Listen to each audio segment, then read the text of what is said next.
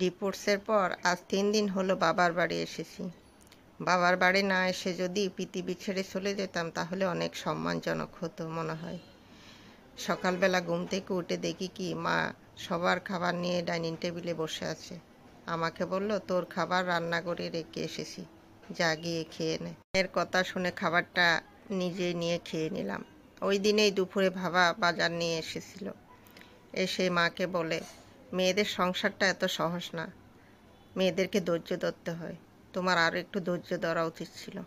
অথচ এই বাবা মাই দেখেছে আমার শ্বশুরবাড়িতে গিয়ে, আমার শ্বশুরবাড়িতে আমাকে কত নির্যাতন, কত টর্চার করেছে, আমি কত অবহেলিত ছিলাম, তারপরও তারা এই কথা বলে। সেদিনেই দুপুরের খাবারটা যখন খেতে যাব তখন ভাই আমাকে উদ্দেশ্য করে বলে, তোর জন্য কোথাও মুখ দেখাইতে পারছি না, বাহিরে বের হতে পারছি না, আমার বন্ধু বান্ধবরা সবাই আমাকে তোর জন্য কথা শোনায়, তোর বোন ডিভোর্স হয়ে গেছে, বাড়ি ছেড়ে চলে এসেছে, অথচ এই ভাইয়ের জন্য আমি স্বামীর অগোচরে আমার সমস্ত গহনাগুলো বন্ধক রেখে টাকা দিয়েছি সরকারি চাকরির ঘুষের জন্য। আর সেই ভাইও আমাকে এই কথা শোনায়। এই বাড়িতে আসার পর থেকে তো আমার ছোটো বোন আমার সাথে কথাই বলে না, বলে তুই ডিভোর্স হয়ে গেছিস, তোর কারণে আমার ভালো কোথাও বিয়ে হবে না, আমার শ্বশুরবাড়িতে আমাকে কথা শোনাবে। চিন্তা করে দেখছেন আসলে একটা মেয়ের জন্য ডিভোর্সের পর বাবার বাড়ি কতটা নিষ্ঠুর হইতে পারে।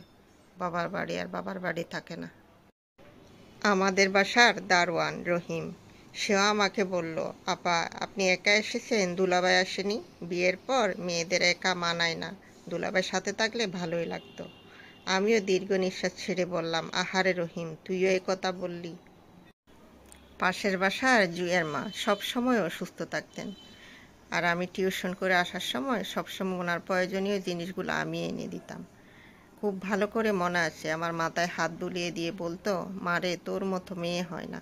আর সেই জুয়ের মা এখন আমাকে দেখলেই দরজাটা মুখের উপর বন্ধ করে দেয়, আর আমাকে উদ্দেশ্য করে ওনার মেয়েকে বলে, ডিভোর্সি মেয়েদের সাথে কথা বলবি না, ডিভোর্সি মেয়েদের সাথে কথা বললে তোর বিয়ে হবে না।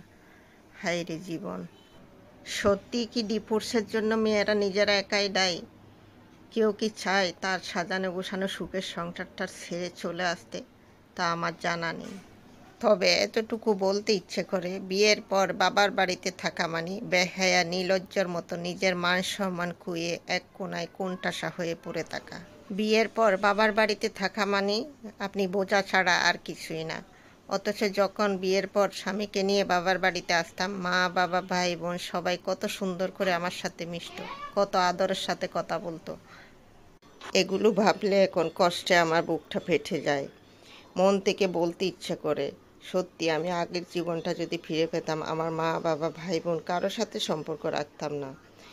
আসলে এই গল্পটিতে যদি আমার জীবনের সাথে কোনো মিল নাও থাকে, খোঁজ নিয়ে দেখবেন হাজারো ডিভোর্সি নারীদের গল্প কিন্তু এটা।